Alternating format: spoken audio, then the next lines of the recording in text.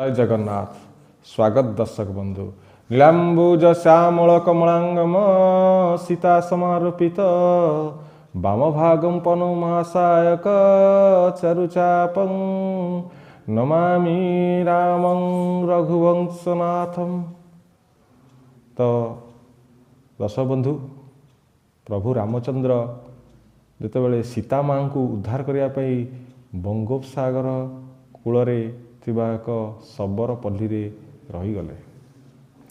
जितेबाला से रहीगले प्रभु रामचंद्र शिव को न देखिले शिव महाप्रभु को अन्न भक्षण करती ना।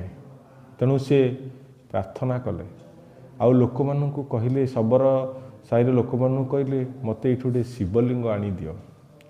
शबर साहिर लोक मैंने खोजी खोजी शिवलिंग पाइदेले।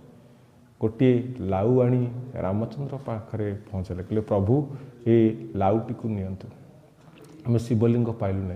प्रभु रामचंद्र से लाउ को स्मरण करी लाउ को पाखरे बसी शिव को स्मरण कले। आउ शिव महाप्रभु से लाउ रे देखादेले, प्रकट हेले। जितेबाला रामचंद्र जितेबाला शिव को देखी देइचंती तापरे से अन्न भक्षण कले। प्रतिदिन एमती करते सेतेबेले ई लाउ की लाउ उपरे शिव महाप्रभु जितेबाला विराजमान हेले से लोक मैंने कहले लाउ किशोर महाप्रभु। तेणु लाउ किशोर बोली डाकिले।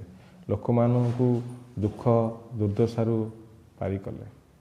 आउ लोक मैंने कालक्रमे लाउ की नाथ बोली डाकिले। जितेबाला भक्तर मनोवांछा पूर्ण करे लाउ की नाथ लोक मैंने लोकनाथ बोली डाकिले, लोकनाथ।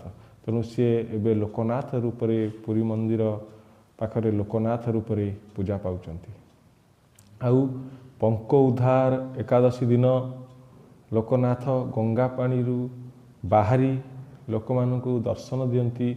आउ भक्त मानकर मनोवांछा पूर्ण करती ये लोकनाथ महाप्रभु।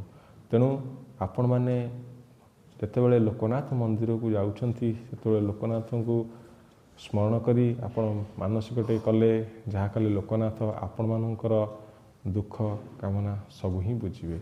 बोले जय जगन्नाथ की जय। रहूची।